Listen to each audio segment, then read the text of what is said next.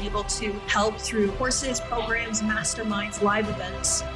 And that leads us up to the Bahamas, where it was all coming together beautifully and things shifted.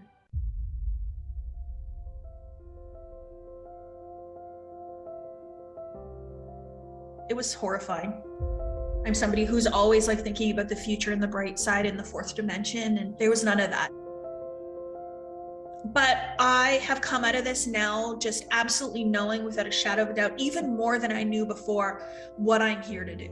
It was all part of the plan of preparing me to be able to help more people. Tomorrow starts tonight. This is one life.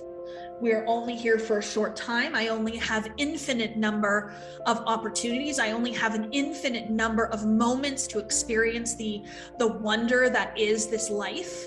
And I'm not gonna waste a moment of it any longer. It has been the last 2 years that have been the greatest leaps in terms of who I am and the way in which I exist on this 3D plane. And while 2022 was the hardest year for me, health-wise, business-wise, self-love-wise, emotional-wise, it has led me to be the woman that I am today talking to you in this moment. I am the healthiest that I have ever been. While my health is at its best, my business is booming. We are having the biggest quantum leap we've had in business, and it is so beautiful to watch.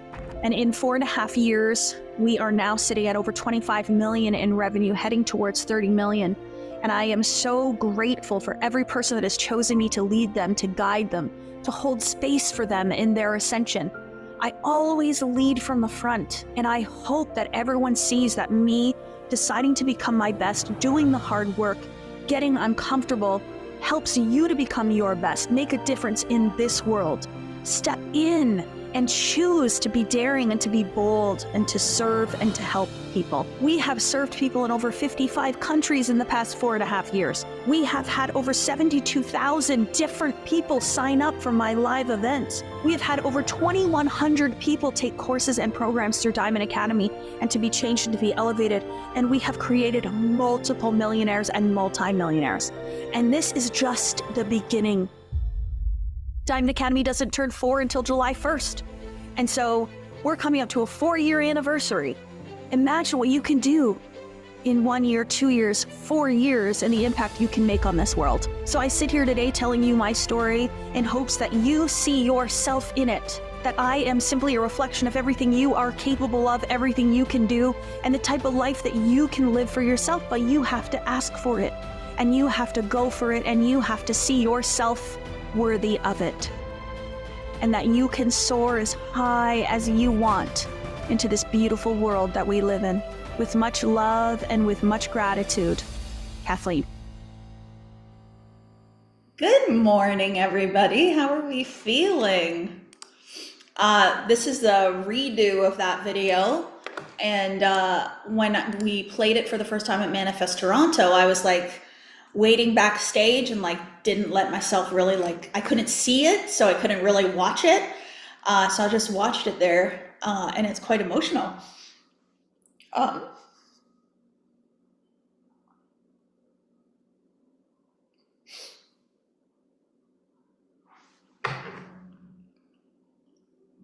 I'm not gonna say sorry for crying.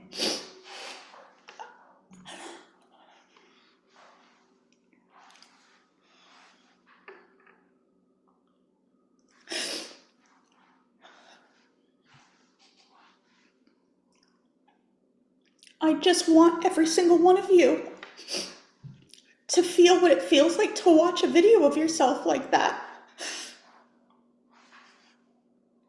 To make an impact like that. To help people like that. Hold on, I'm gonna get my tissues. Oh. Sorry, we cry so much over here at Diamond Academy that I need tissues in my office. Not for blowing my nose, but for tears. And at Manifest Toronto, we gave out a little packet of tissues that say House of Manifestation on them, because we cry a lot over here, but in tears of gratitude, of love, of joy, of fulfillment, of grace. It's really beautiful. So, the human in me wants to say I'm sorry for crying, but I think it's beautiful for all of you to see the feeling of what it feels like to experience a feeling of wholeness and to feel so much pride for who you are and for what you've done and for the outcome and the benefit of becoming the best of yourself and how it influences other people. It's really, really powerful. So I hope that this allows you to see that this journey is very, very real for me. And I'm not crying tears of joy because of the millions of dollars. It's money actually has no value until you apply a feeling to it. And then that feeling creates the value for yourself. But the most important part of this work is allowing your soul to lead you towards a life that you are worthy of and you are meant for, and that you truly, truly, truly have available to you at any moment. And so this live event is called Open to Receive. I taught a lesson in the Millionaire Program called Open to Receive. I might have done 2 lessons. And the feedback that I got from those 2 lessons were just phenomenal. And it is about becoming a version of yourself that is open to receive more of all the beauty that is available to you in this world that you might not in this moment feel like you can access. But that is simply a story. It exists within the ego, within the personal mind, and your past experience will continue to guide you until you let it go, until you step into a version of yourself that can have everything they ever wanted in this world. And so I just want to so badly help more people to feel what I feel and to experience this level of fulfillment in your life. I was a registered nurse helping people in their final moments of life and bringing people into their first breath. And I got to impact many, many people in all walks of life. And you would think that that was rewarding. But I don't think there's anything more rewarding than somebody messaging me and telling them that I gave them wings. I think that's my favorite text that I've ever received. I don't know if you're gonna be on here, but that is so beautiful. And it's not anything I did, it's what she did. But I got to be an example for her to follow. So I hope that you will be open to receive what I have to say today so that you can be open to receive what's available for you in this world. I want to start off with a quick little prayer, and I always do prayers of gratitude. Neil Donald Walsh in Conversations with God spoke to God about how do we pray, and God let him know that you don't ask, you actually just say thank you. And so I want to thank every single person on here for coming. Anybody that is here watching the replay or who is watching it on YouTube, I want to say thank you so much for coming, for giving me your time, giving me your focused attention, and giving me the space. I also want to say thank you for everybody that is choosing themselves in this moment, who has put the time aside to give themselves the focused attention that this work requires. And I want to say thank you to every member of my team who is here, who is supporting me in the back end in the office. And I want to say thank you to every Diamond Academy family member, you all know who you are, for trusting in me and allowing me to hold the space for you to be able to grow. And I believe in every single one of you. Absolutely believe in every single one of you. And we want to thank God, universe, source, creator, whatever language feels good for you. We want to say thank you for giving us the opportunity to be here today, to celebrate one another, to grow together, to hold space for each other, and to create a collective energy that empowers us all. So you being on here today, thank you. Thank you, thank you. So what are we going to do over the next 2 days? We are going to talk about being open to receive. And this is entirely up to you as to what you want to receive. So this is where your free will and your choice comes in, and you get to choose. So this might be that you want to be open to receive more love in your life. It might be you want to be open to receive more money. It might be you want more business opportunities. You might want to be open to receive a greater level of health in your life. You might want to receive easiness in your life or simplicity in your life. Maybe it's calmness, peace, love. Maybe it's prosperity. Maybe it's clients in your business. Whatever it is for you, I want you to choose what you want to be open for. And this is the most important work, is to know what you want to be open to receive. When I first started in this work, I was actually shocked by the number of people who have no idea what they want. They're living their life today for what it is and hoping that maybe it'll get better, but not truly believing that it will. And so they're never actually asking for something more. And so what's really, really beautiful is when you get really crisp and really, really clear about what it is that you want to be open for, guess what? The universe responds. People respond. The world responds. Not because they know what you're asking for, but they're actually it's all going to respond to you based on universal law. It is universal law what I'm going to teach you, which means it is by law wherever you are in this beautiful universe. So I'm over here in Canada. Some of you are in the US. Some of you are in New Zealand. Somebody said they're in Cairo. I love this.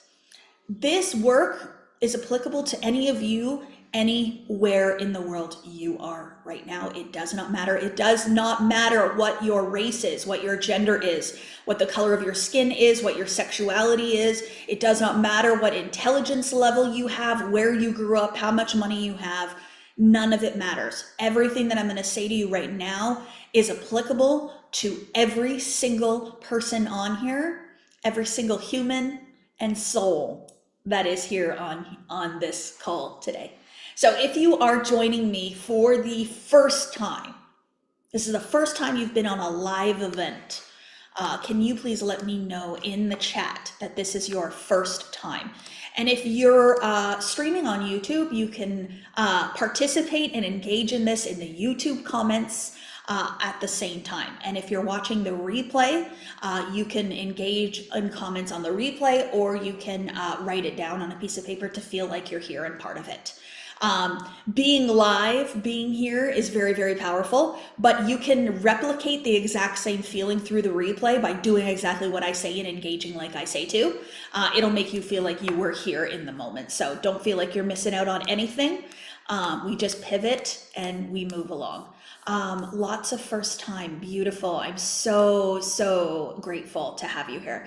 So for the next 2 days, we will be here from 10 a.m. to 12 p.m. Eastern Standard Time. Everything is recorded. You will get the recordings emailed out. We do not have a workbook or anything for this live event. I want to actually assign an embodiment practice at the end of every single day. And I'm just going to speak what that embodiment practice is. I don't think we need to have a document to try to go find and fill out when it's actually, I'm not talking about paperwork or workbooks. I'm talking about embodiment. It's literally taking something that I've said and actually doing it. So this is taking knowledge and putting it into the body. So I've changed my language recently to now include embodiment practices in most things that I do. And so now you're gonna start to see that. So today is the first time that I am going to lead you with an embodiment practice to end the day with until tomorrow. And then I am also going to announce something at the end of today's call, an opportunity for you if you desire to make an income through House of Manifestation. I'm going to let you know how you can do that at the end of this call. And then tomorrow is when I will talk about any promotions, offers, new courses, programs, retreats, anything that we have going on. I don't talk about that until the end of tomorrow. I want to leave the teachings separate. And then I will get into courses and programs and any promotions that we have tomorrow at the end of the last hour of tomorrow. I always get, you guys always message me. I'm in, Kathleen, I'm ready to go. Tell me what I need to do. I want to join your courses. You can join today, of course, but we will talk about that tomorrow at the end of the day. Retreat, I would love an overnight retreat. Okay, Lisa, well, I will share all of the updates about all of the beautiful things tomorrow. So just hold off. I also have a beautiful team that supports me here at Diamond Academy. One of the things we really, really pride ourselves on is the support that we provide every single member of the Diamond Academy family. And this team has all started as students, most of them on a training just like this. And so they allowed themselves to be open to receive. They went through the course material. Every single one of them has been a student of mine and has ascended and grown into an elevated version. And now they're here to support me and support all of you in their growth. Would my team please just raise their hands so you can see who they are? So our beautiful team, we call the Manifestation Mentors, and then we have Client Enrichment Coach. We have my mother, Wendy, on here. So if you ever reach out to accounting for any reason or purpose, that'll be my beautiful mother that you will get in touch with. So we truly are a family here at Diamond Academy, and it is a family business, and we really, really do treat it that way. So the reason I'm showing you all of this is that this is the members of my team that'll reach out to you and make sure that you're on the live. Did you get everything that you need? Did you get the Zoom link? Do you have any questions? How can we support you in your growth? These are the people, the beautiful faces and names that will message you. We sometimes get these imposters. So, don't fall for it. They have formal Diamond Academy emails, and that's how you will know that they are coming from us. They might text you, they might give you a call. They're here to support you. So please reach out to them, have a discussion with them.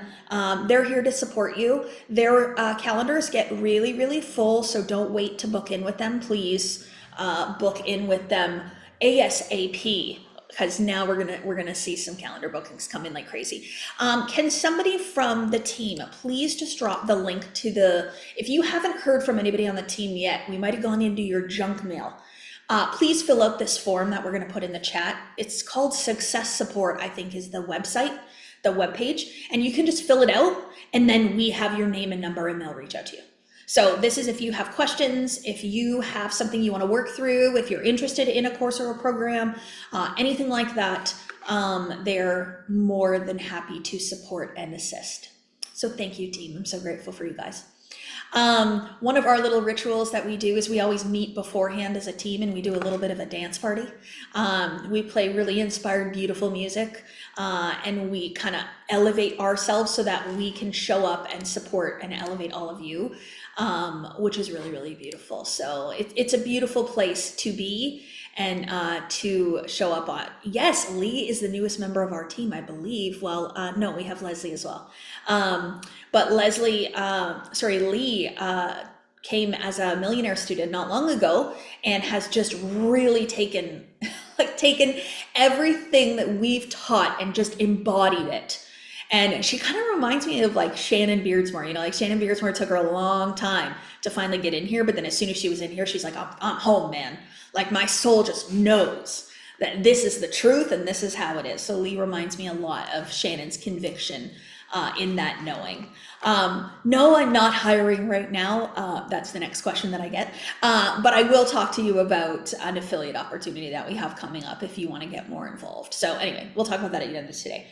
So the other piece that I want to share with you guys today is I want to read something. Somebody said something to me this morning. They're reading my first book, Becoming the One.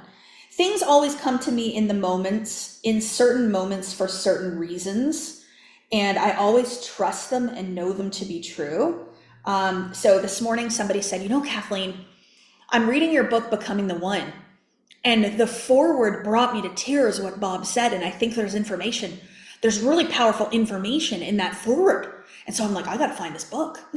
I don't have a copy of my own book here. It's probably down in the basement. But so I got the team to send me the PDF of it.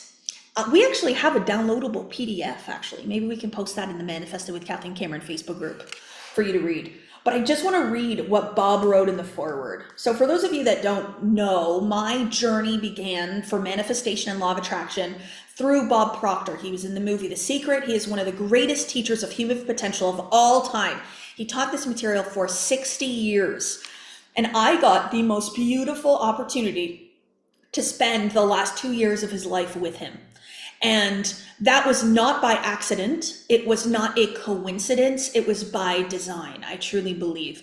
So now that he's now in his pure energetic form and he's no longer in his physical form, I'm here to now extend and advance and continue on the mission that he spent 60 years doing so, just in a little bit of a different way, in a little bit more of a feminine way, and a little bit more of a spiritual way, which is really beautiful. And he's come to me several times and said, Kathleen, you got to do it in your way. And it's been really, really beautiful. So, but I want to read, because there's clues in what he said in this foreword that's really, really powerful. I'm not going to read the whole thing, but I just want to really read the bottom. Okay, so he says, the analytical Kathleen seemed to have been set aside, and a new Kathleen, full of faith and inspired by huge desires, seemed to take off. She began to make quantum leaps in her income. Increases that would normally take a person 5 to 10 years were happening in Kathleen's life in a matter of months. And then he goes on to say, Kathleen does a beautiful job describing the transition she had made in her mind, in going from a life that was happening to her to one that she oversaw and actively designed. It's been written that God will feed every bird, but he will not put food in their nest. I don't remember reading this before or being aware of that statement before, but that is what I mean by being open to receive. Like, anyways, I'm gonna go on.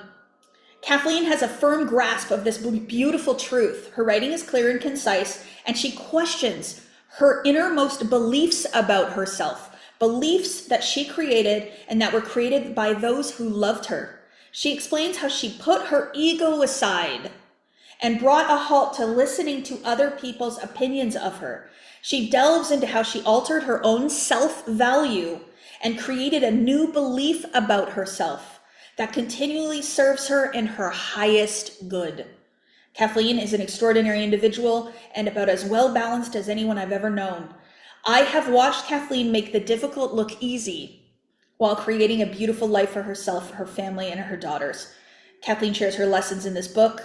Now they are yours, but you must apply them to benefit from them.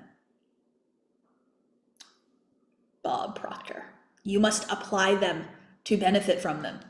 So like those 3 paragraphs that I just read to you are absolute gold when it comes to this material and this understanding. And so when I talk about being open to receive, there was clues in those statements that Bob made.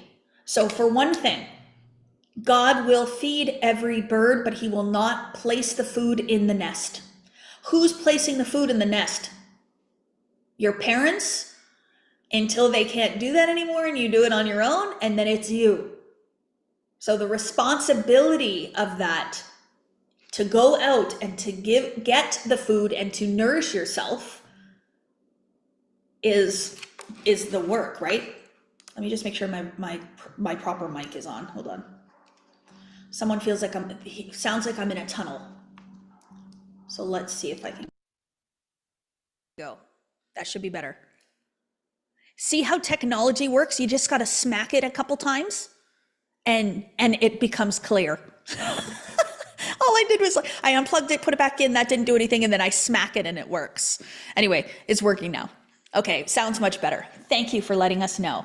Can you say that analogy again? So God says that he will feed every bird, but he will not put the food in the nest, right? So that means that like we're not sitting here every single day. Well, we kind of are. We go to the grocery store and get it. We don't have to grow our own food anymore. I mean, it's pretty easy. But the analogy is actually saying that everything you want is here. So he's saying food as in like actual like substance to eat, but we're also talking about all the love that you ever desire is available. It is there. It is overflowing. It's about you going to get it.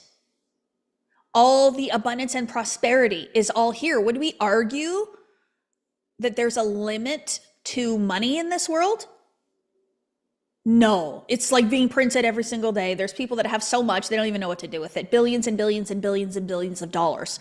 So it's not a supply issue.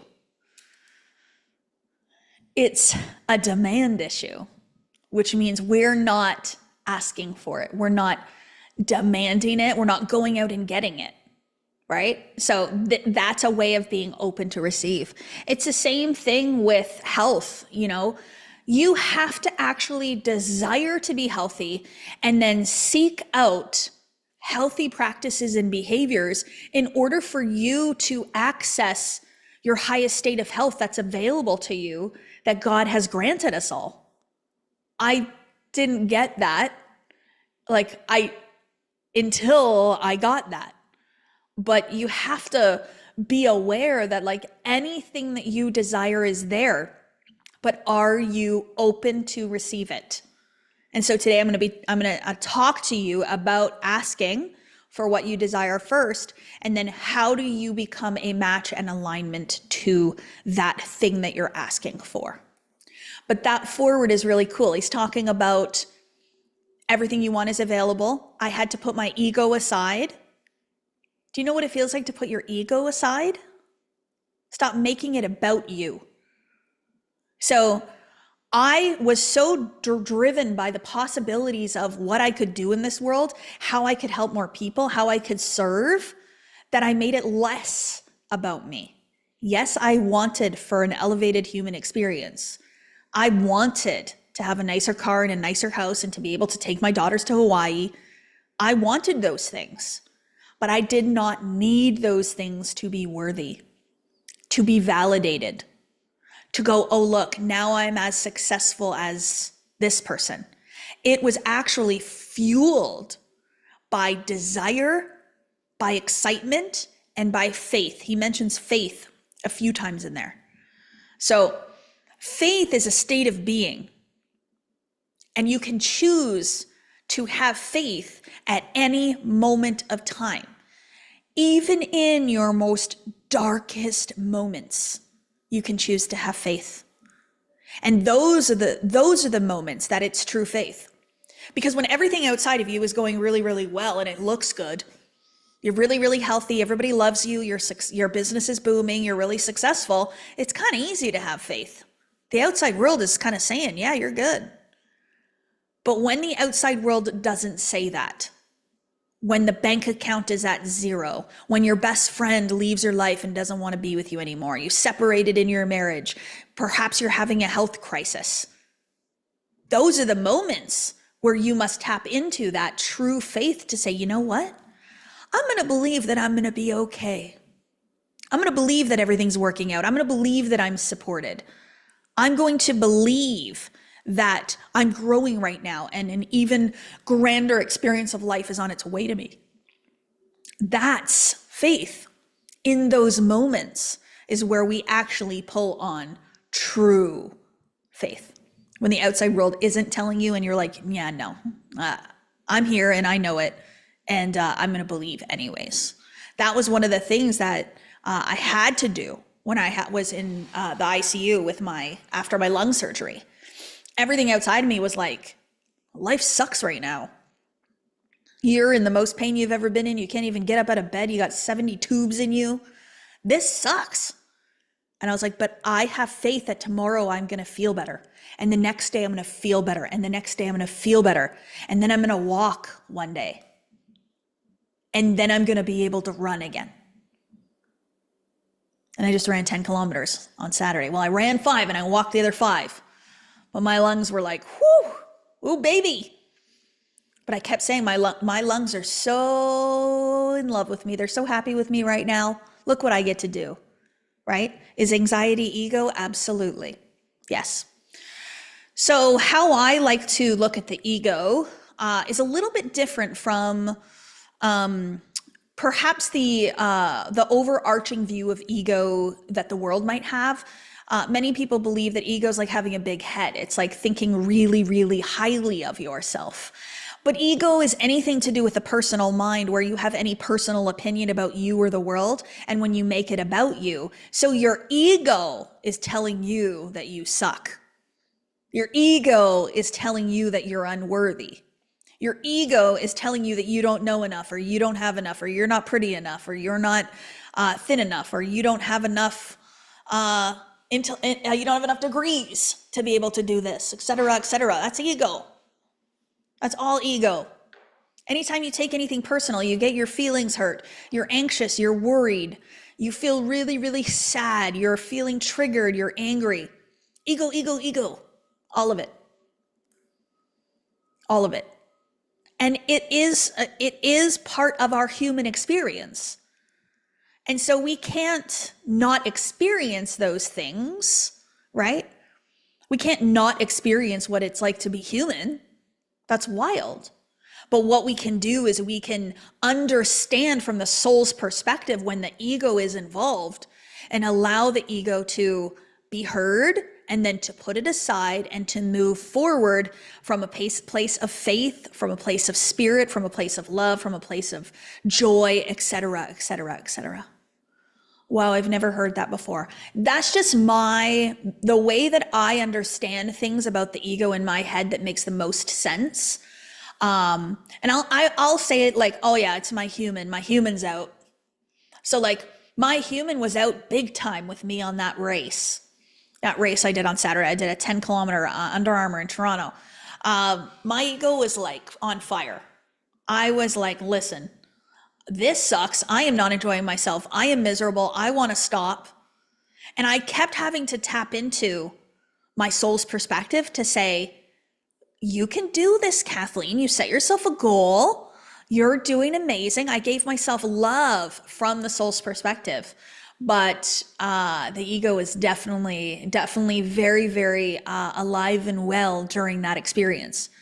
And so there's some really beautiful parts of the ego too, because the ego is what I built this business through first, before I moved into faith, before I let go of the analytical mind, before I connected to my oneness to God. So I really do believe that when you come from, when you allow your soul to lead your ego, you are in true authenticity of who you are. And this is where you create significant change in your life and in others' lives. So I really want to grow and I really want to achieve more and I want to help more people. And that comes from a burning desire to make a bigger impact in this world. But I've got to tap into my ego and say, okay, what's in it for me? What's in it for me? What does Kathleen benefit from committing her life to this work? How does Kathleen benefit from getting uncomfortable every single day? How does Kathleen benefit from, being away from her kids a little bit more than she wants to, and maybe working a few extra hours, or investing in this or that, spending more money to, like an event like this, it costs a fair bit of money for us to run and we do it for free. That's kind of uncomfortable. How many people are going to do that? But it's my ego that asks what's in it for me. And so when I say, okay, well, I'm going to be able to support my kids in this way, and I'm going to be able to live in that home in Malibu that I desire to live in, and I'm going to be able to do X, Y, Z and this and that. It is a soul-led use of the ego, and it is a good way of using your ego. The ego's not bad. I don't like to say that the ego is edging God out. I actually don't believe in that at all. I think you can align your soul and your ego. Let God use your ego for good. It's not a bad thing. I actually believe it is a good thing. And so my human experience, which is felt through my ego, my personal mind, she matters. She is important. And she doesn't always get offended or hurt. She also feels love and joy and peace. And she wants to do more, and she wants to serve more, and she wants to help more. And so it's beautiful. And my ego has allowed me to grow. So yes, sometimes the ego will want to keep you where you are. And sometimes the ego will want to help you grow. So it's about understanding it and allowing yourself to use it for good. But can you see the correlation and the connection between your ego and being open to receive? Because what is the one thing that is going to restrict you and limit you and keep you in resistance? Your ego. It can be a very, very useful, very, very powerful, very important part of you, but it can actually be the very thing that is keeping you in resistance. In resistance. So when Bob says that I put my ego aside, what he was saying is I was allowing myself to effectively use it for my greater good. And the things that I wasn't using it for good for before, I let them go. So caring if people liked me, caring if I was thin or not anymore, let them go. I believed that I had to be thin in order to achieve anything in this life. I had to match a beauty ideal. And so when I say I match a beauty ideal, who am I talking about? Like whose opinion of my beauty? Not mine. Like the world's. So if I'm looking to the outside world to say, Kathleen, you're beautiful today, so finally you can achieve something, I'm going to be waiting for a long time. So I let that go. So being open to receive isn't always adding more. It's actually releasing more. The things that you learned mattered, letting them go. And we're taught these things with love. We really are. But you've got to let them go in order to be open to receive. So I want to show you some duality in language. So as we go through talking about being open to receive, there's a duality. So duality means that there's two different poles or polarity, two different sides to every single story, right? So this is actually universal law. Science will actually say this, and it's part of physics, right? So there is always a plus side and there's always a negative side. Even we are made up of atoms and they have opposing sides. Even our energy, opposing sides. So we will always have positive and negative. We will always have up and down, side to side, light and dark. We will have good and bad. It is actually how we create context in this human experience, this 3D physical world. So the 3D physical world, we experience it based on duality and polarity of experiences, right? So if we never experienced what it feels like to have no money, then how would we feel about having a lot of money?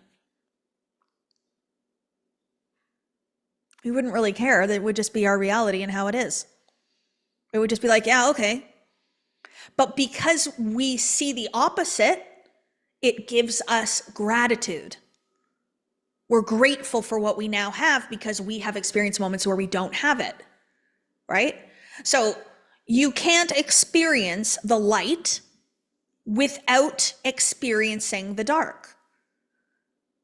So we're grateful for the dark because when the light comes back up, we're like, oh, great, we can see. Or if it's a super, super hot day and the sun goes down and it's nighttime and it cools off, we're like, oh, we're so grateful that it's nighttime. But the experience that we have as humans is what it is because of the contextual field. It gives us context.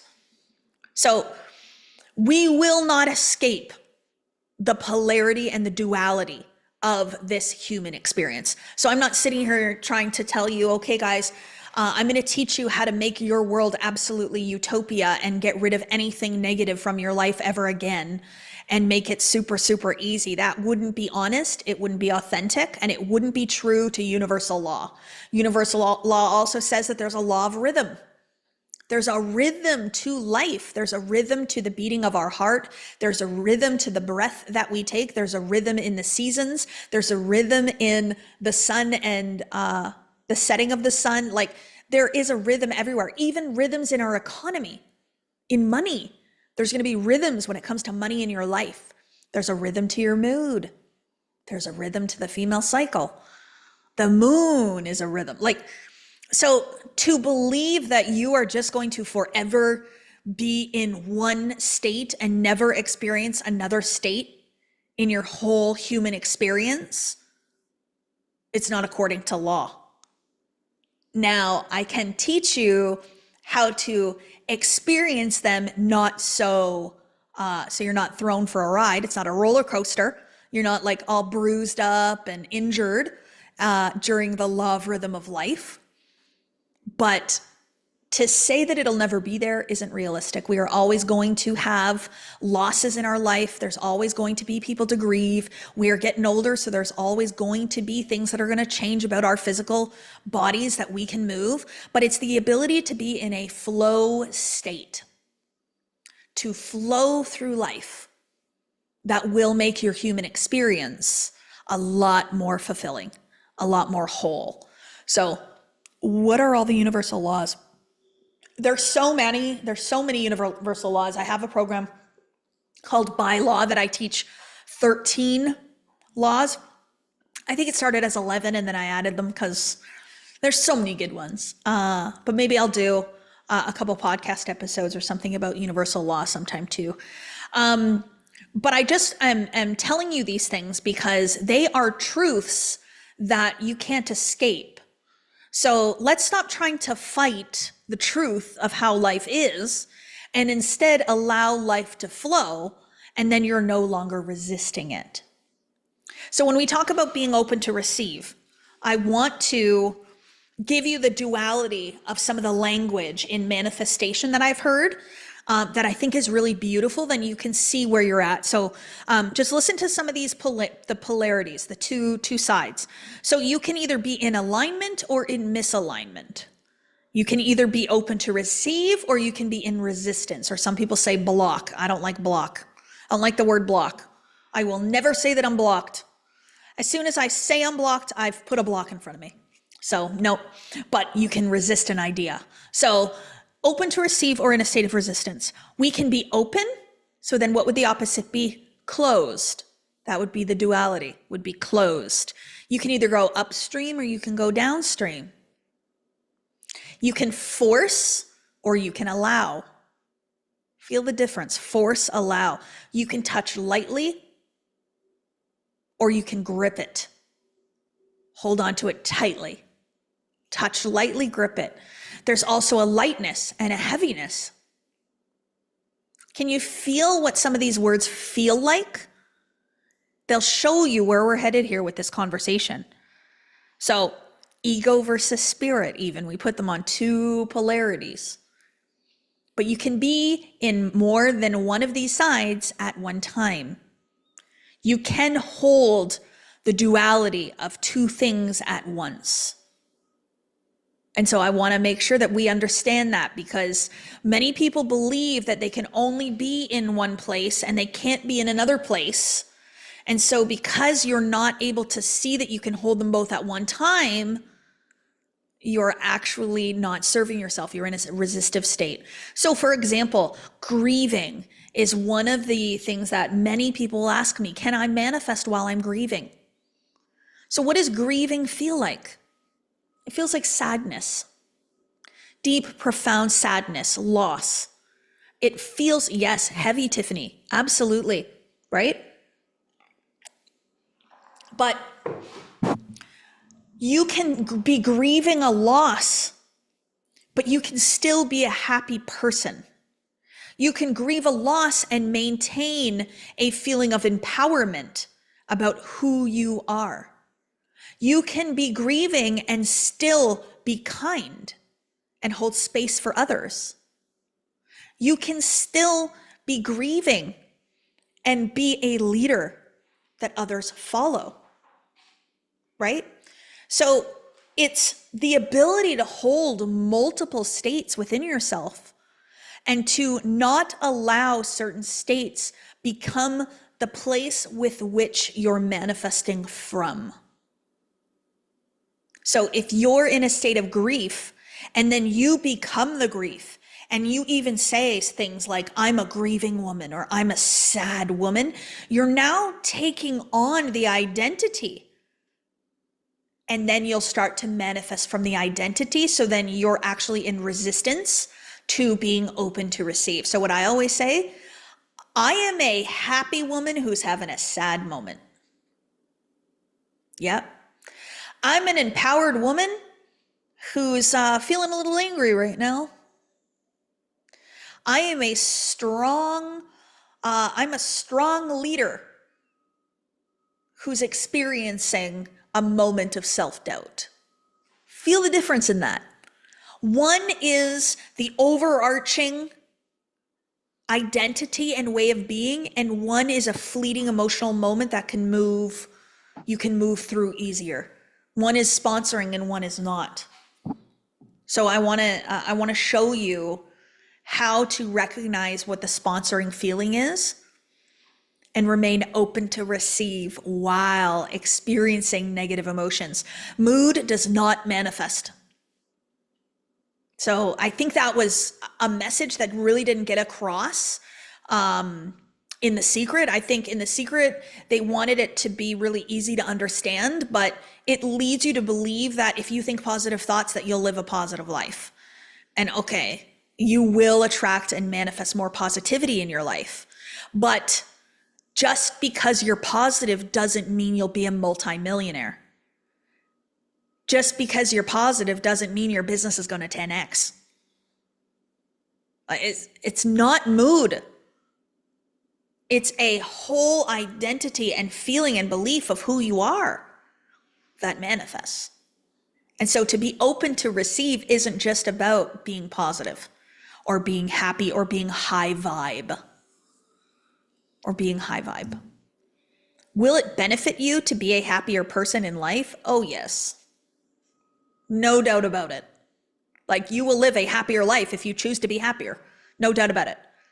But if you actually want your outside world to start to physically change, then you've got to start to change inside. And this is the personal growth and development, right?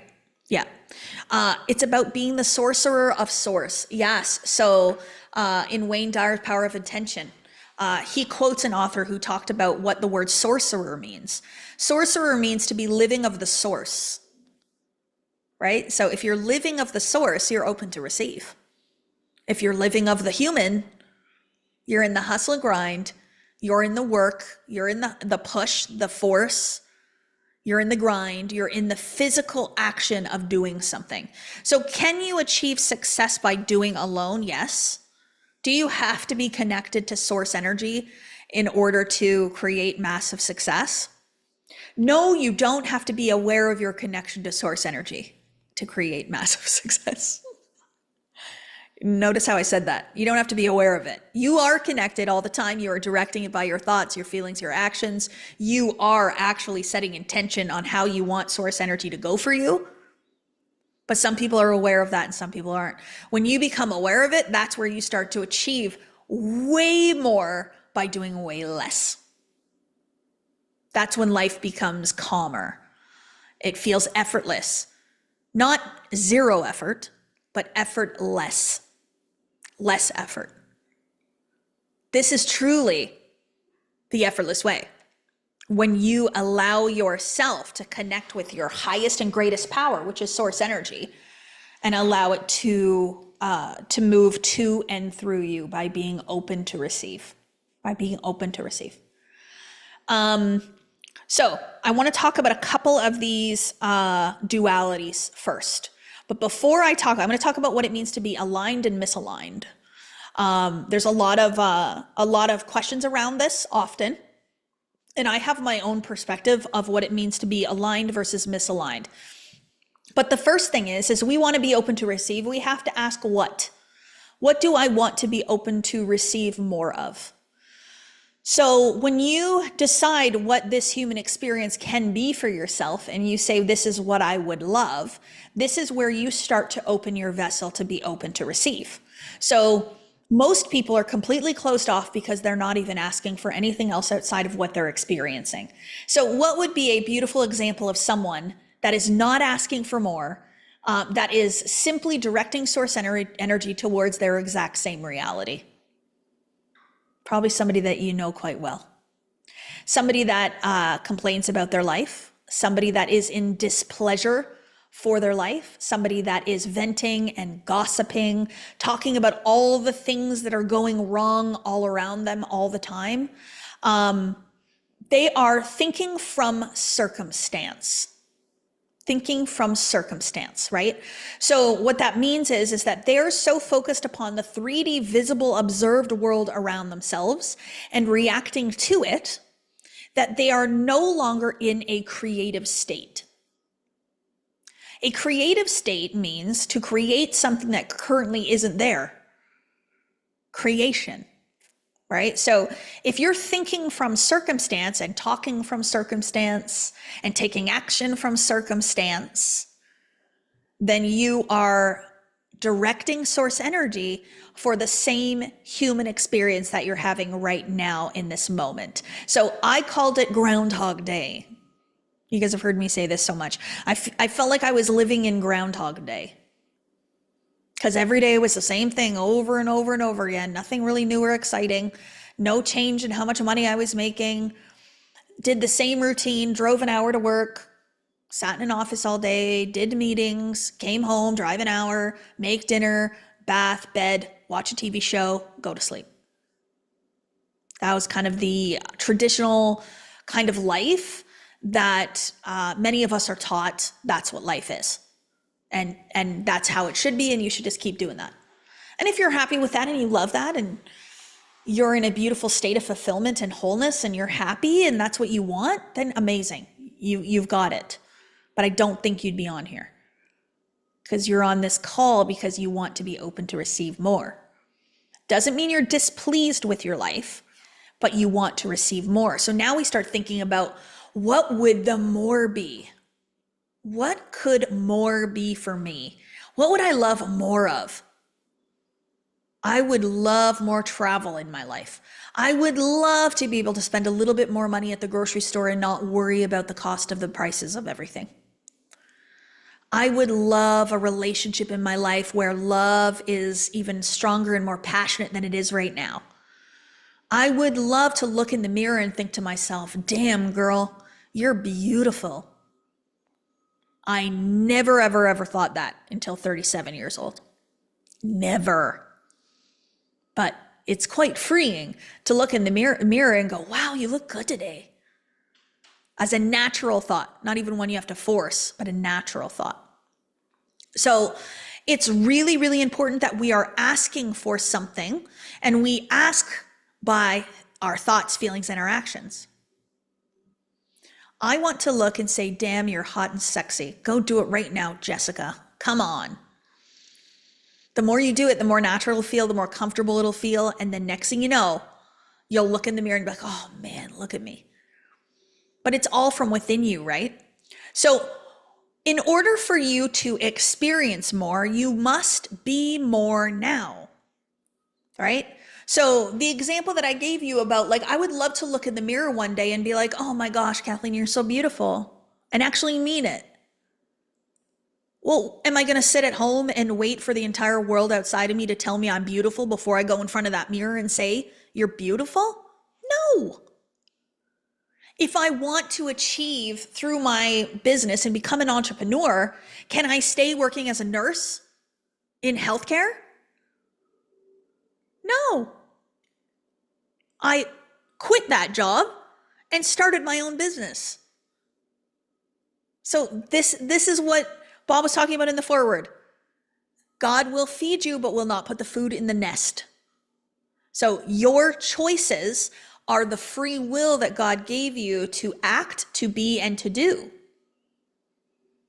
But you've got to make a choice and a decision to want for something else.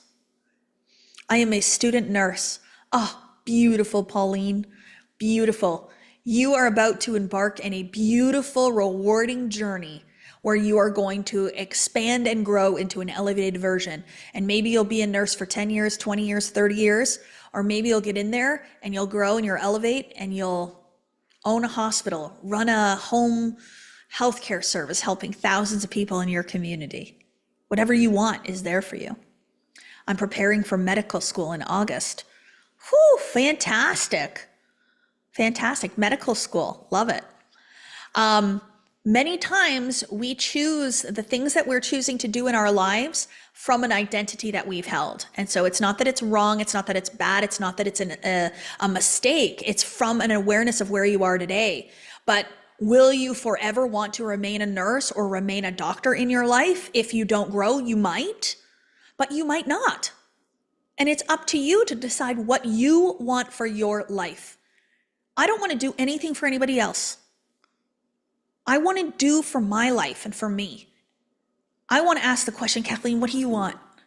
Like, what do you want? This is the one human experience that you get in this iteration right now. How do you want this to go? And take the pressure off. Take the pressure off. Yeah. I'm evolving out of being a teacher. Oh, what a beautiful way of putting that. Evolving. Evolution. Yeah, it's beautiful. So it's all choice and opportunity, but everything is available to you, but you have to ask for it. You have to decide what you want. You have to become aware of an experience that you haven't yet had here that is available. Would we argue that there is ample opportunity for everyone in this world? I just saw that a YouTube guy makes $700 million a year. A YouTuber. Amazing. We got little kids opening up gifts and presents, making tons of money on there. Like, there is infinite opportunity to be, do, and have anything that you want. But if we're open to receive, how do we feel about our access to it? Okay? So if you think to yourself, no, there's no way I can do anything like that, you're resisting the idea immediately. So the language that I will often use is, I'm open to receive that level of abundance. I'm here for it. Oh yeah, I see that for myself. Like, saying things like that will allow you to be open, but you've got to recognize the sponsoring thought. So if the sponsoring thought was, oh no, that'll never happen for me. Okay, you've just said source energy. Don't guide your energy towards that. It's not possible for me. It's not available. No, thank you. So I don't want to ever put out any sort of energy around that. Okay, what's a sponsoring thought? I would love more money, but my bank account is empty and I can't understand how that's ever going to happen. Which one creates? The one you believe in the most, which is the but. I would love a beautiful, loving, supportive marriage, but there's no good men out there. Okay. Where's he going to come from if you don't even believe that he exists? From thin air? You're going to be surprised? No.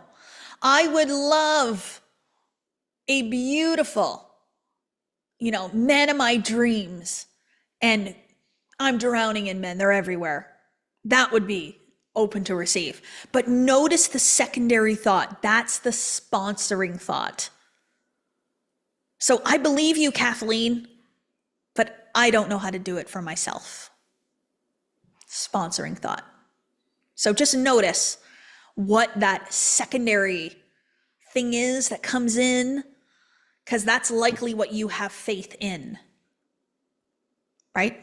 I've lived in the but sponsoring thought for too long. Yeah, and it's a pattern in a program within you. It's what you've been taught. So give yourself compassion and give yourself grace. But the beautiful thing is we can change it. So when you notice it, you can say, ooh, I just noticed that. I thought that, but I don't want to believe that anymore. So is it possible that there could be really great men out there? Yes, Kathleen, there's really great men out there. Is it possible that I could double my income in the next 60 days? Yeah. You know what? It's possible. So then I'm just getting you to move into the realm of possibility instead and tell yourself a new story. Right?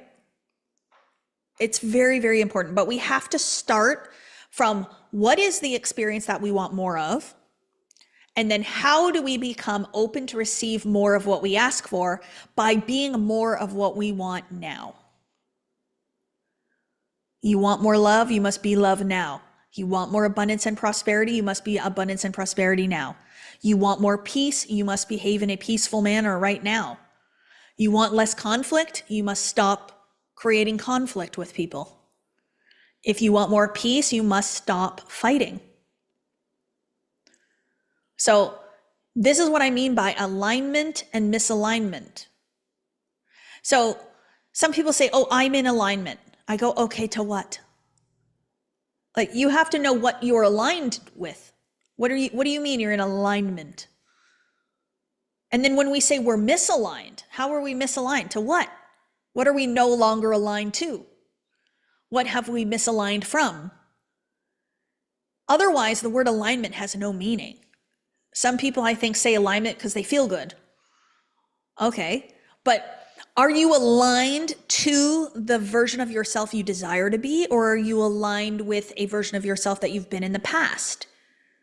Are you aligned to source energy, to the fourth dimension, to your imagination, to possibility, or are you aligned to the 3D circumstance and 3D world?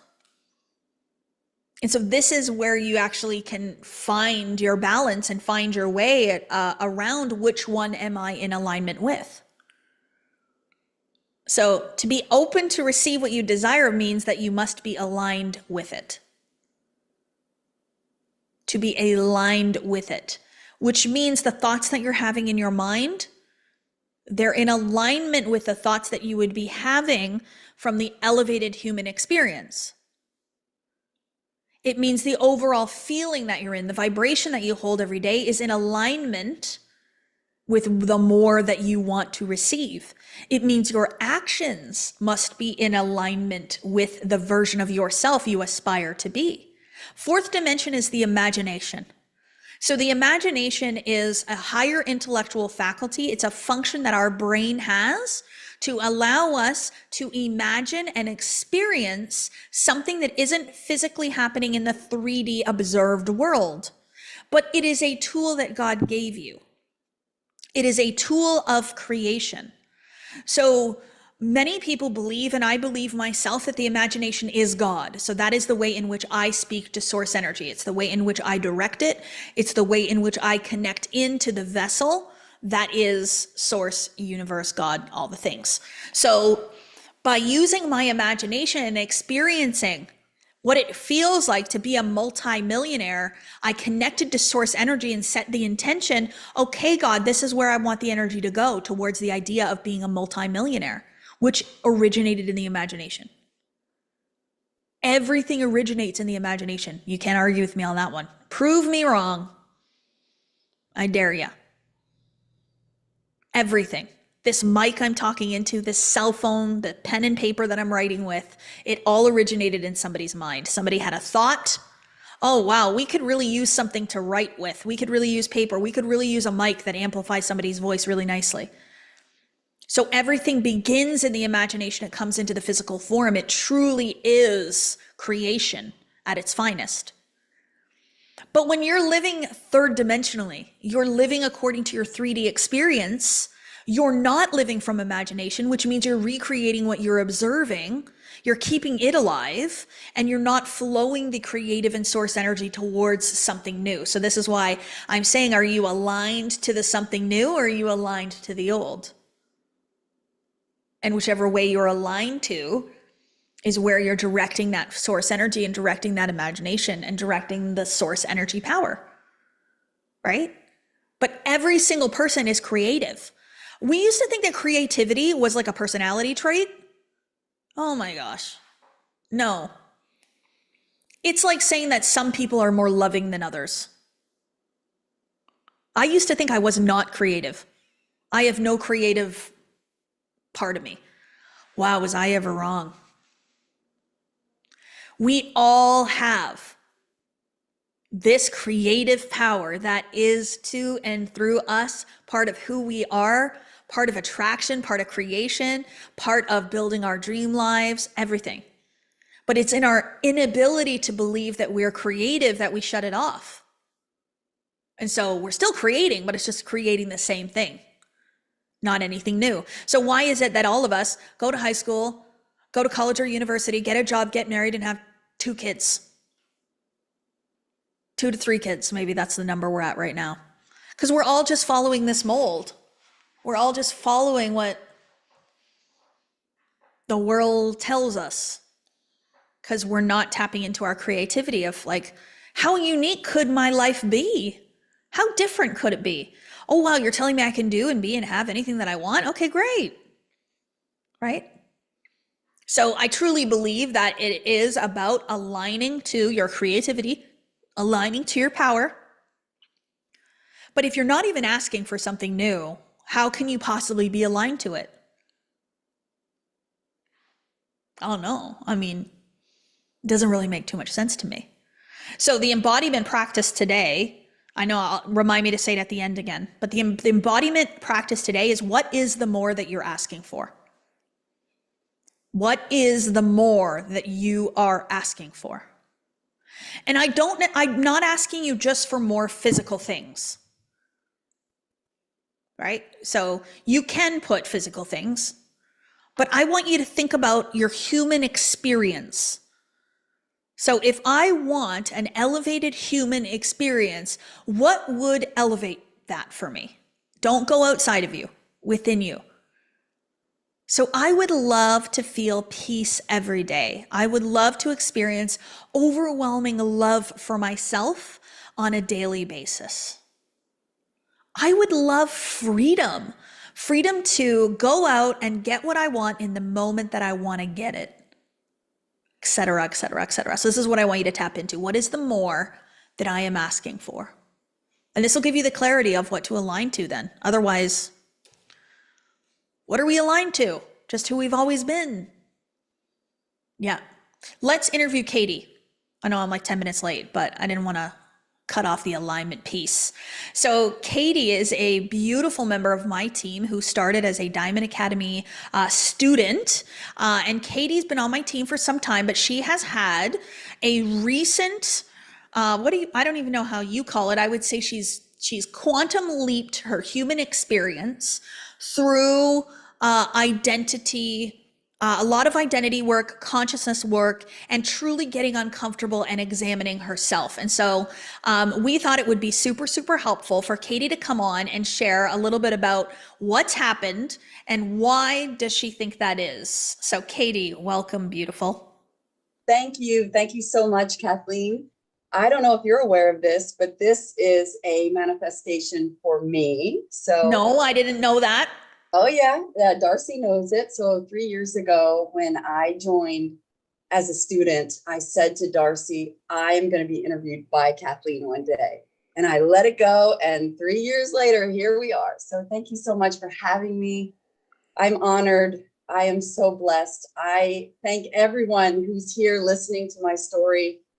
It's been a wild ride and it just keeps getting better. Yeah, that's so beautiful. I was late, but you're on at 11:11. People are telling me in the chat. That's beautiful. Yeah, I didn't know that was a manifestation. And what's so cool about that is that you didn't ask me to come on. So Katie didn't call me and be like, okay, I have a manifestation that I'd like to check off my list, Kathleen. Can I come and speak at your event? She allowed it to come through and allowed it to show up in the timing, in the way in which it was meant to, which I think is really beautiful. So why don't you let people know, maybe Katie, where you were? And I don't think that I've fully heard this recently, but 3 years ago, when you came into my life, where were you at? What was Katie like? Okay. So 3 years ago, when I attracted you into my life, I was searching for freedom. And for me, what freedom meant was freedom around food. And I'll explain what I mean by that. So I had been on a healing journey, physically healing my body after I injured my heel in a Zumba dance class. Yes, I did it. But I want to go back, not for a very long time, very briefly. I want to share with you where I was and where I am now. So prior to the injury, because one that is not aware might think that I was just injured and then my body overreacted and I thought I might die and all the things. So I will get into that. But for a couple of years before I injured my heel, I was unhappy, very unhappy. I had the birth of my beautiful daughter. She's absolutely incredible. It looks like, oh, there we go. Are we back? Okay. And then my son was born. I have two beautiful children. And I had decided with my partner, my husband, that I was going to be a stay-at-home mom. And I loved it for the first year. And then after my son was born, it became very challenging. He was a colicky baby. He had reflux. He didn't sleep through the night for 3.5 years.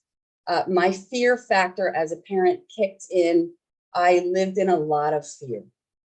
And I became unhappy with my partner. I was resentful. I did all the work. I did not ask for help because I thought that it was my duty, my job as the mom, but really because I was afraid. If I'm being honest, I was in a lot of fear. I've moved a lot of fear over the last couple of years. Kathleen knows that, the team knows that. Sidebar, just me speaking in front of all of you today is not something I would have ever done before. I would have never had the confidence to do this. I had a fear of publicly speaking. So thank you guys for joining me today. What I want to say also is what I started to do, because I was in such a state of unhappiness and depression and anxiety, was I started to drink red wine at night. And I think that this is part of the mom culture. It's joked about. It's, wine 30, started with a glass of wine, went to 2, sometimes to 3. And I did that for a couple of years. And I knew better. I had an alcoholic dad. But I want to say, and I judged him for a very long time, I did not become an alcoholic. I am grateful that I stopped it when I did, but it can happen if the soil is right, if you're super unhappy. So I am so grateful that I started to go on a journey of self-discovery. I found Zumba for about a year. I was loving it. And then I injured my heel. I did slowly stop drinking throughout that process. I learned about thinking leads to feelings, leads to action. That's what we teach, but it was prior to you, Kathleen. And after I injured my heel, my limbs turned purple. I developed rashes all over my body. I lost hair. I lost weight, 10 pounds that I didn't have to lose. I wasn't absorbing my food. The anxiety, depression, heart palpitations it was scary. I had pain in all of my limbs. I was diagnosed with complex regional pain syndrome. See, I couldn't even think of the name. It's an autoimmune. I went to many doctors and they didn't know. They just didn't know what was wrong with me. So multiple diagnoses later, I found a coach online and I hired him. And it got me on the path of mindfulness and food as medicine, because that's where my awareness was at the time. That's what I was open to healing through. And after him, I kept on with doctors because I was in fear. And then I found another coach. So I just want you guys to know, continue on your journey, listen to your heart, keep going. That other coach empowered me through, again, food as medicine and mindfulness. That's where I was. I got to a certain point, but then I developed massive fear around food. So fear and love are the two emotions that Kathleen really teaches us about. Am I in a state of fear or am I in a state of love? I've learned to really be aware of this.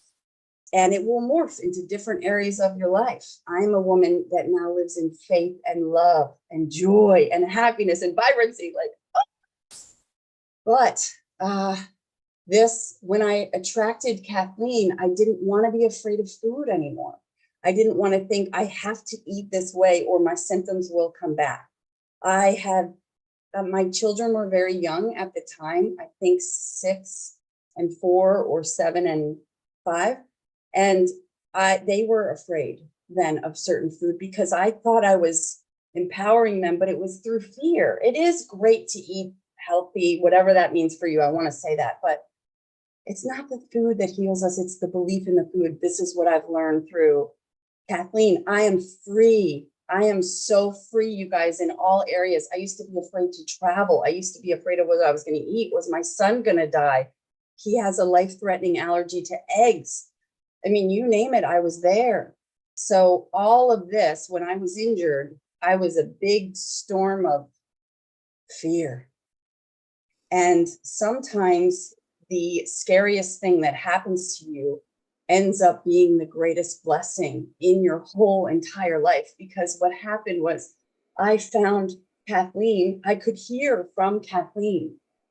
I heard it right away. You were being interviewed by Bob Proctor. And it was like God landed on my shoulder and was like, her, she's the one. She's the one. This is true. And I went to my husband and I said, I'm going to do this program. And I know I've just spent thousands and thousands of dollars, but I'm doing it. And he was like, manifest the money. And I said, okay. Didn't realize at the time we had the money. Was I worthy of using the money that we had? Didn't think so, I guess, at the time. I binged on you, Kathleen. My knowingness, is that a word? I don't know, but it is now. It grew.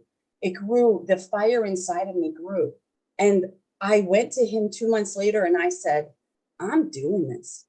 And I'm going to teach people this because this is life. Like, this is power. My relationship with our creator, what we can do in our life has changed. Like, you guys, my whole outlook of life, everything totally changed.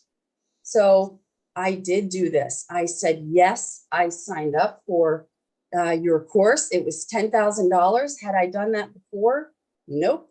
Yes, we'd invested in real estate, but invested in myself in that capacity, where it wasn't doctors because I thought I was dying. No, I haven't done that. So I decided it was my turn. And I said yes. And then I knew I wanted to be on your team. And so 3 weeks later, I said, honey, I am going to invest $17,000 more and I'm going to do the coaching program. And he was like, okay, because he could feel a change in me. Yeah. There was no holding me back. And so after that, within 2 months, we manifested $40,000, $180,000 right after. We purchased 4 rental properties that we were in fear of doing. We used to invest. 2008 hit. We decided we weren't going to do it again. But Kathleen, you not only woke me up, I'm going to get emotional with this. Like, you woke up my husband. He sparked. He came to life. My children, they're sparked. They live this lifestyle. This isn't just something we turn on and off. This is life. This is the most happiest I've ever been. The money came quickly for me, I would say, because I wasn't attached to it in the beginning. Yeah. I was open to it coming however it was going to come.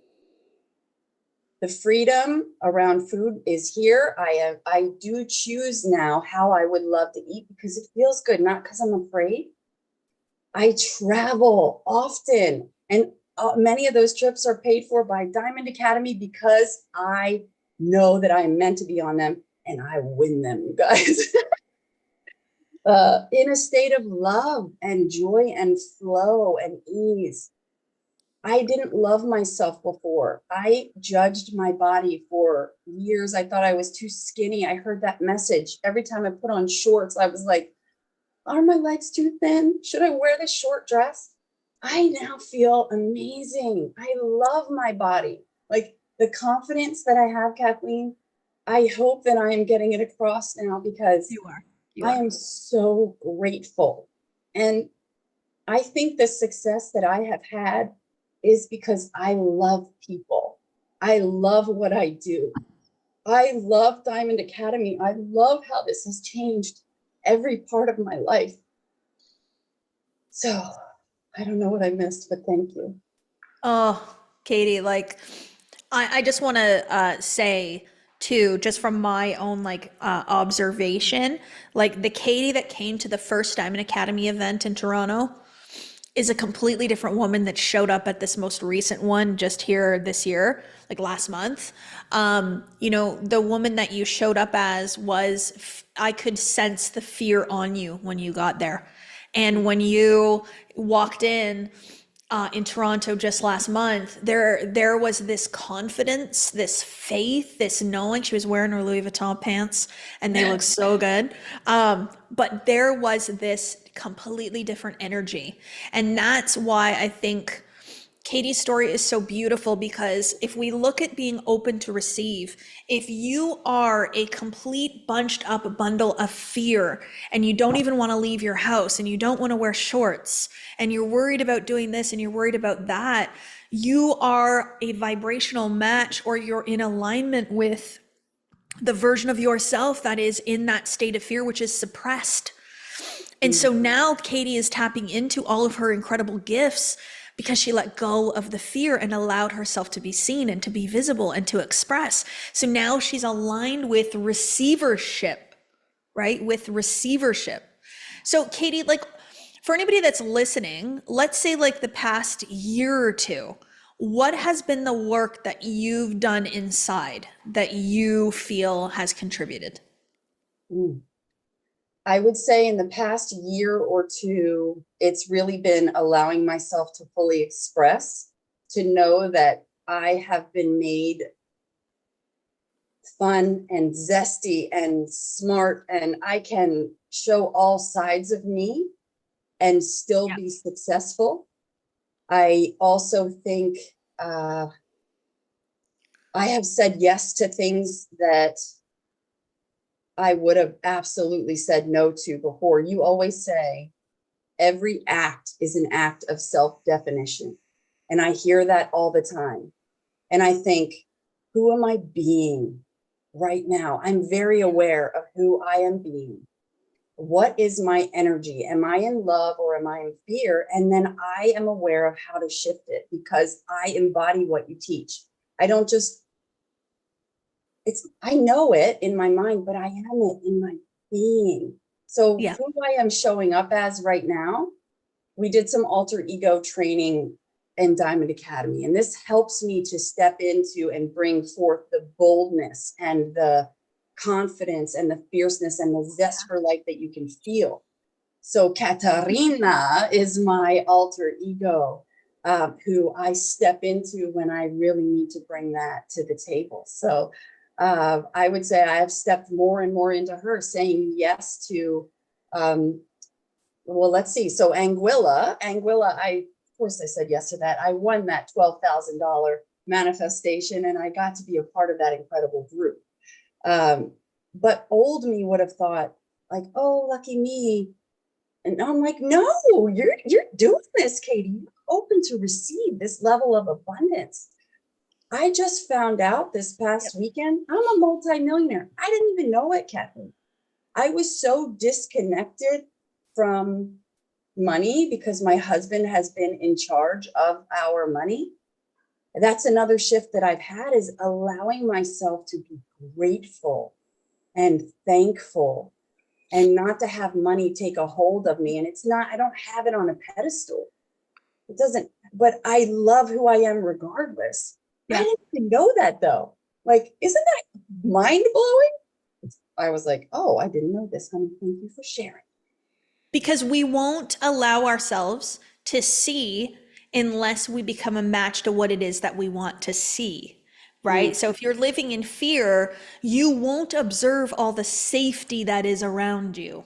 You won't observe just how secure the world actually is if you're looking at the world from a lens of fear. So now that you've moved over into this lens of safety and security and empowerment and love and joy and abundance, you're like, oh, look, all of this safe stuff's always been here. The money's here. Like, this version of myself is here. And you're not actually changing the world outside of you at first. It's just all within you in the first place. And then you change the outside world. So for anybody listening, Katie, I know like this past year has been a beautiful, beautiful quantum leap in the way that you've shown up in your life. But if anybody's sitting here and they are feeling that fear right now, from where you're looking, what would you tell them? Oh, don't hesitate. If your spirit, you can feel it. You can feel inside if this resonates with you. That initial feeling, that's intuition. That's God, that's creator, that's universe, that's saying you are meant for more. Do it. Do what feels aligned to you, and show up and play full out. And that's what I would say. Oh, Katie, I'm so proud of you. We are so grateful to have you on the Diamond Academy team to support our clients through their ascensions. Truly, truly grateful. And we will all be together again real soon in Miami. I can't wait. Can't wait. Thank you, thank you, thank you, thank you, Katie. Thank you so much. Thank you, everyone. I was waiting for the clapping. I'm like, okay, Jen, where's the clapping? Let's go. Do you know that I actually went by the name Katie until I was like, I think maybe junior high. I don't know, Mama Wendy can say when I changed it. But at some point I said, oh, I'm not Katie anymore. I'm Kathleen. Then I went to Kat. Now I'm KC. Now I'm KCB. But what's so cool is like detaching from the name that you give yourself allows you to reconnect to a different identity. So this is why I change the way I identify and what I call myself, is because it allows me to tap into a different version. So Katie just did that with like alter ego, you know, Katarina. And then the world responds to you based on that, which is really beautiful. So anyways, just a little side that I used to be Katie for many years. So I want to talk about something else that Katie said. And this is a very, very important part of being open to receive. Okay. She didn't say this necessarily. She said it one time. It wasn't an overarching theme of what she said, but you could feel it through every word that came out of her, was her lack of worthiness. You cannot be open to receive if you do not believe you are worthy of receiving. So how many of you go out for dinner and somebody tries to pay and you say no? You won't let anybody pay. How many of you are parents and you do not ever ask anybody to help you parent your kids? How dare I? No way. If anybody offers to come and look after your kids for the night so you and your husband can go out for dinner and you're like, no. You're not open to receive. You're not open to receive by going out for dinner. If somebody wants to give you a gift and you think that it's too expensive and you say, no, I can't accept this gift, and you give all your gifts back, you're not open to receive. If somebody messages you and tells you, wow, I'm really inspired by you, you're so amazing, thanks, and your response is, oh no, I'm just being me, no, I'm not anything special, no, you're not open to receive. So oftentimes when people will offer to take me for dinner or will give me compliments or ask me if I need any help and want to support me, I actually have to step back and go, yes, I will receive that today. Yes. And it wasn't the dominant pattern to do that. But I had to say, okay, if I want to receive in life, I want to be an open vessel for more. I want elevated experience in my life, which means more love, more support, more abundance and prosperity, more self-love, better help, a calmer, more relaxed life, then I can't be over here trying to do it all myself. I can't be over here trying to be it all myself. I can't be controlling it all, and I can't be pushing people away. There's a lot of us that love to give. Great. But you're never going to receive back unless you also love to receive. So many times we don't believe that we are worthy. We don't believe we are good enough for it. So Katie talked about investing in herself and how the money was there, but in her mind, she didn't have the money because there's no way I would be worthy enough to take this lump sum of money and give it to myself for my own personal growth. That's selfish. I'm not worth that. I'm not important enough for that. No way. That money should go somewhere else to someone else who's worthy. That money should go towards something different than it should go towards me. But let me tell you, the more money that I put towards myself and my own personal growth, the more I'm helping other people. Like if I'm not open to receive, then what the heck am I going to give? I'm not going to have anything to give.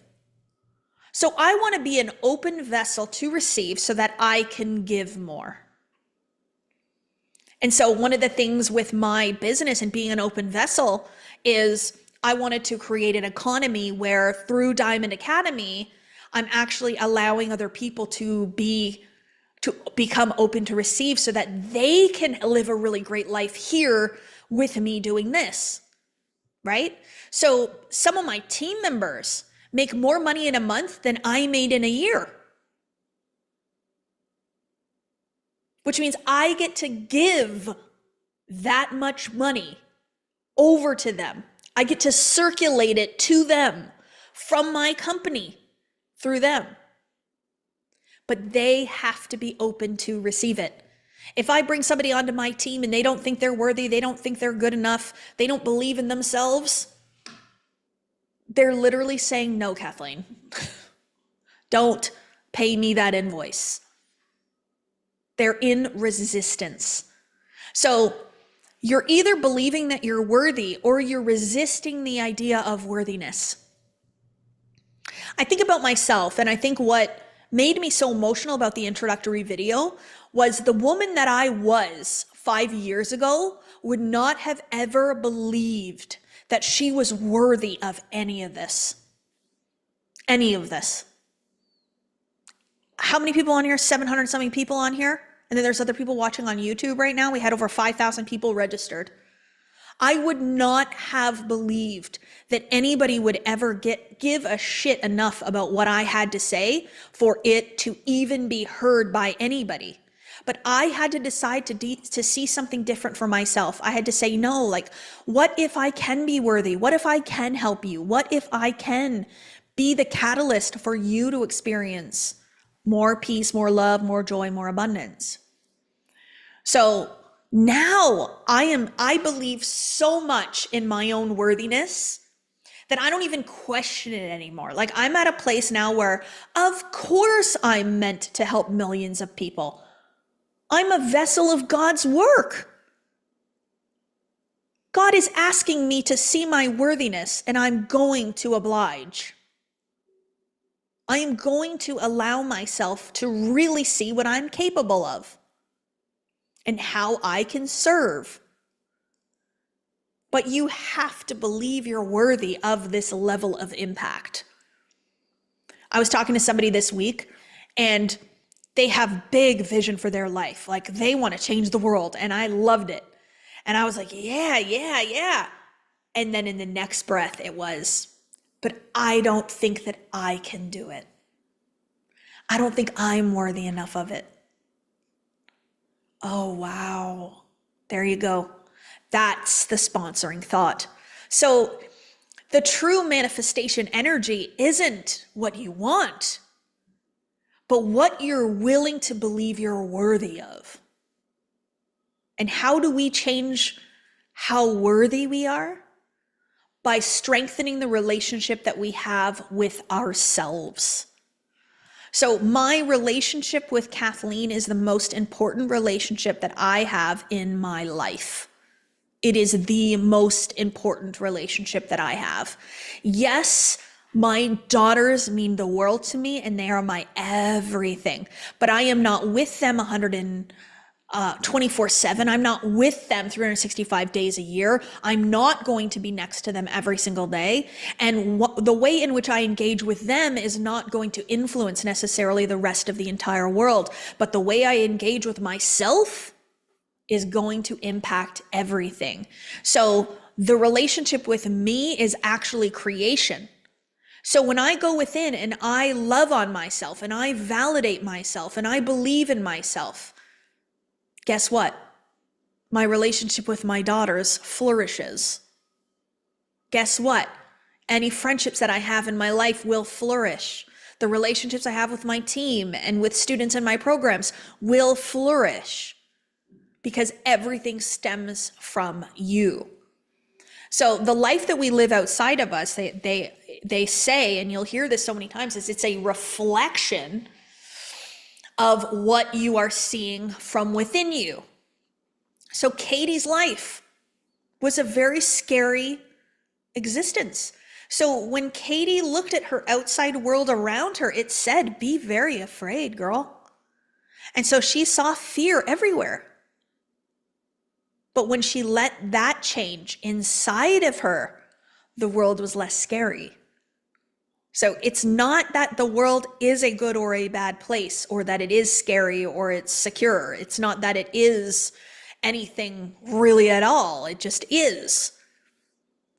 But your filter of who you think you are and how worthy you are and how fearful you are and how afraid you are will make you see outside of you what's really just inside of you.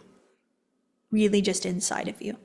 So it's actually a beautiful example of moving from fear into faith and changing your entire outside experience without actually doing all that much. And what I mean by that is like not physically changing your outside world. She didn't have to go take 17 degrees and then go start a new job and yada, yada, yada. She just had to go inside. So do you have a relationship with yourself? And if you do, what's that relationship like? Is it a good one?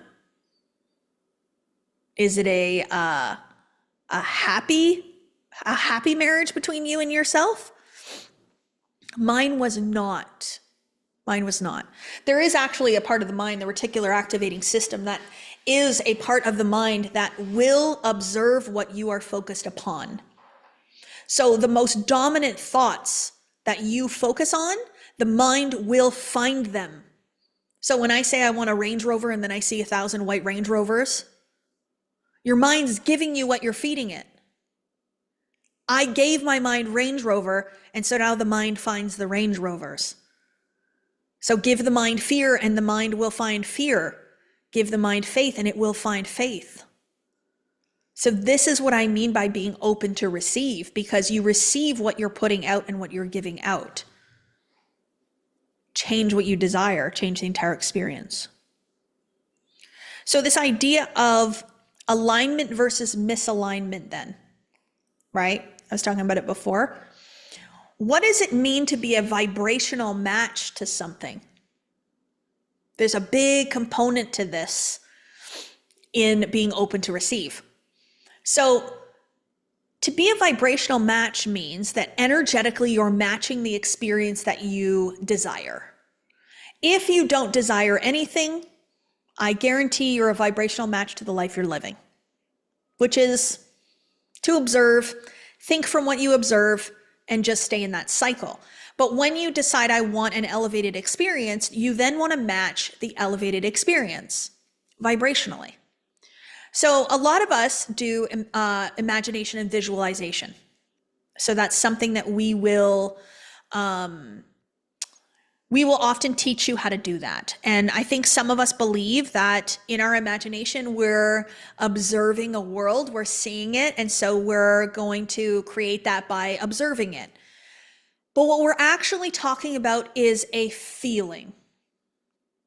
So when I say about becoming a vibrational match, is I want you to feel how you would feel when you have what you want. So you want to feel how it will feel to have what you want. Does money have a feeling in itself? No. How do I know this? There's people that have millions of dollars that are absolutely miserable. And there's people that have no money and are happy. So money itself doesn't feel like anything, but having the money and being grateful for money and being able to spend your money makes you feel prosperous. Does success have a feeling? Yes. But who's going to tell you what success feels like? Who decides the feeling of success? You do. Right? So The world will tell you that success means a nice car, a nice house, a cottage, a boat, blah, blah, blah, whatever. And so you get to decide what success means to you. And then there is a feeling that you would have when you have your success. So you must feel the feeling of being successful today, right now, in order to match the experience of success that you want tomorrow. Right? So if you feel like a complete and utter failure right now, what are you a vibrational match to? Are you open to receive success? Is success going to be like, oh yeah, she thinks she's a failure. She needs some success. Let's give it to her. No. And then if you feel like a failure, how are you going to show up? You're probably not. You're probably not going to show up. You're probably going to kind of hide yourself. You're going to be timid. You're going to be shy. You're going to be like, I'm probably not going to go live on Instagram today because nobody really cares because I'm a failure. Right? So the law of expression says that we will naturally express who we believe we are. We will naturally express the ideas or the sponsoring thoughts that are in the subconscious mind. So when Katie was in a state of fear, was she aware of that at first? No.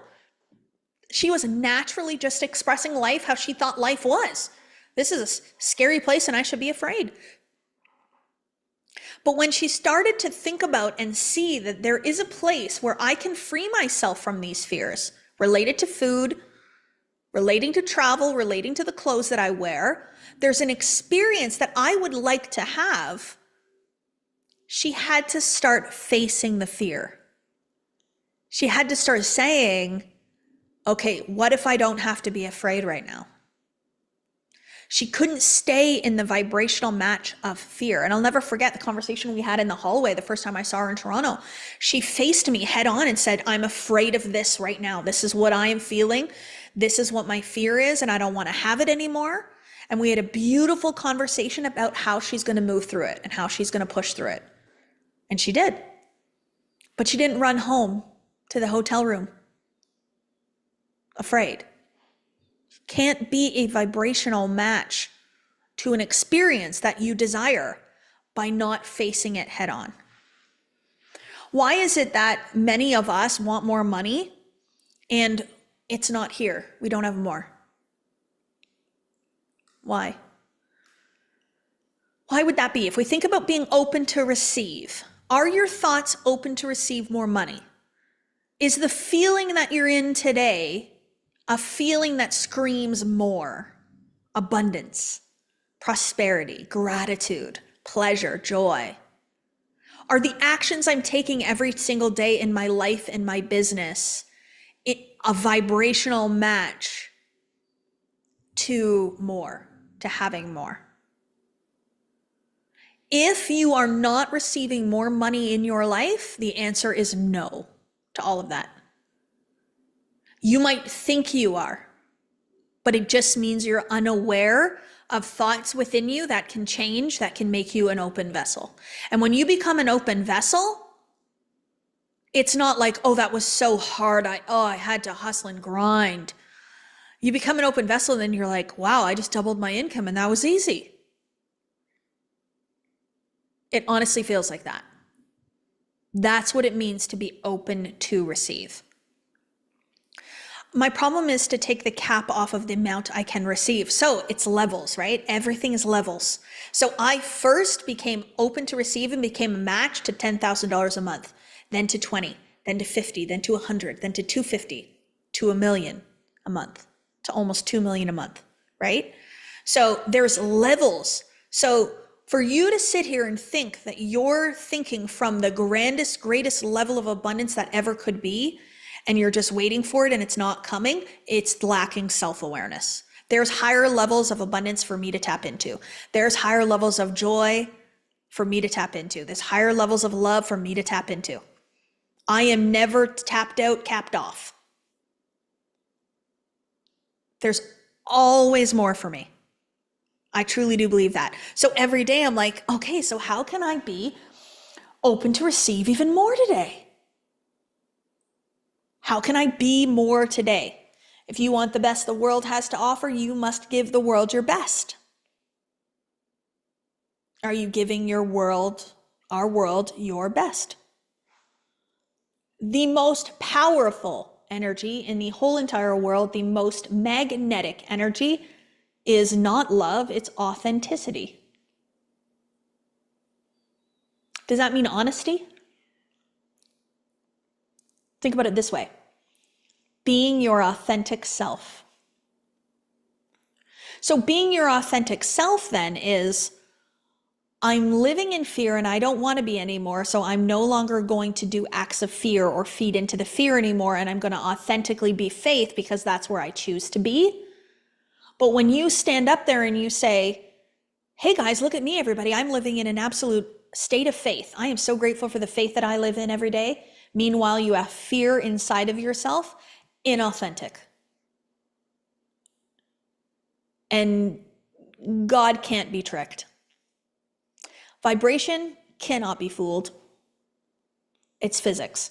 So you can't put a positive sign on it and then science falls for it. If it's negative, it's negative, and it will attract from that negative place. So authenticity, being your authentic self, is the key to being open to receive. Is that vulnerability mixed with authenticity. I think allowing yourself to be vulnerable, Garrett, will help you become your most authentic. When you don't want to be vulnerable, what part of you is triggered? The ego. Oh, I don't want to look weak. I don't want to look small in any way. Like, I don't want you guys to see me not at my best because, I might not look good. It comes from the ego feeling like it's going to be judged, that people are going to care. But I'm so driven by wanting to be my authentic self and living in my truth and living from my truth that I'll get vulnerable. I'll tell you guys about things. I'll tell you how hard some things were and how things were emotional and how I work through things. Because I don't believe that I'm sitting here as an expert that knows everything, that is the best in the world, that nobody else can help you, that doesn't work through this. I don't want to be on some pedestal. I'm a human. Like, I'm having a human experience like all of you. I'm just at a place where my level of self-awareness and my ability to teach this in a way that most people can understand is something that I've mastered the art of. But I'm still growing myself. I'm still ascending. I'm still learning, and my human still comes out. Absolutely. So when I can be vulnerable with you guys, that's where I'm going to grow into my most authentic self. But authenticity is living in your truth. So you've got to face some of those truths that are laying dormant within you, right? So this is where self-awareness, what else, like, what's another part of yourself you can become aware of tomorrow? Like, what else can I learn about me? I keep learning about myself every single day through my reactions to life. So if I'm triggered, activated, feelings hurt, I feel like I want to cry, maybe I'm questioning myself, or I feel a heaviness, or my vibration drops, etc., etc., etc., there's growth for me. So I don't go outside and say, oh, this person is such an a-hole, they said this to me. I go within and I go, why am I reacting to this person? Why am I taking what this person said to me to heart? And sometimes we want to tell people they hurt us. Why? Why do we want to do that? It actually has nothing to do with them at all. I often say, just take the other person out of the equation and just have the talk with yourself. But the ego wants the person to know. I need you to hear me out and know that you hurt me. Why? Why is that? I had an experience on the weekend where I stayed at a hotel, and I'm not even going to tell you which hotel because I don't want to say anything negative about anybody.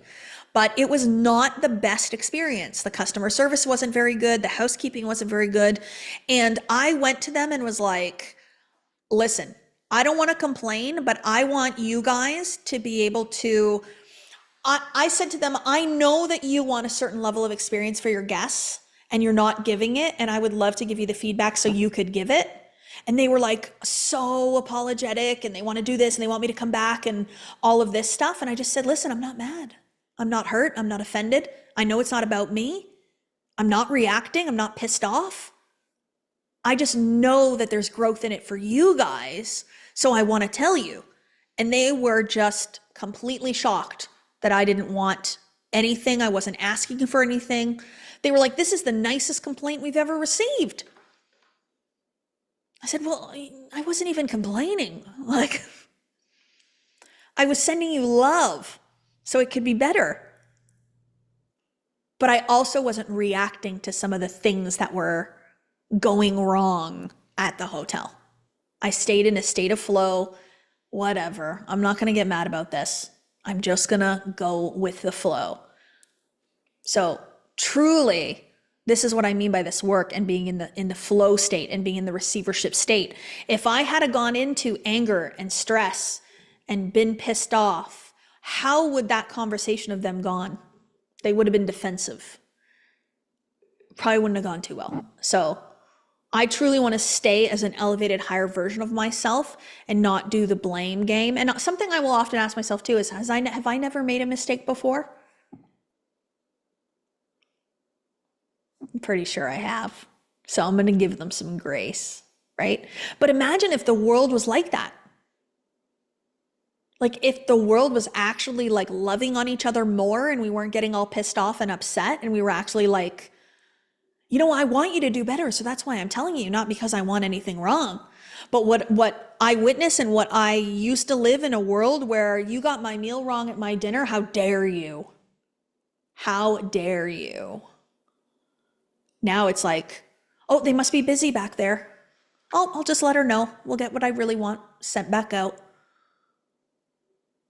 It's a different experience of life. That's it. Better you than the Forbes inspector. Moira. Oh, exactly. Again, the inspectors aren't going to be too kind, but me, I can be nice and kind. But anyways, so the last thing that I want to talk about, we're going to play a song. I always end the day with a song. So we're coming up to only 5 minutes left. I don't know how this happens. I think I could talk to you guys for 10 hours. The song that we're going to play, I want you to stay for it, feel it, allow yourself. And I chose the song because some of the words taps into this idea of what am I asking for? So embodiment practice for today. Please, what is it? Ask yourself, what is the elevated human experience that I desire to receive? What am I asking for? What is it that I want? And quickly, before we log off for today, so many of you come to me over and over and over, time and time again.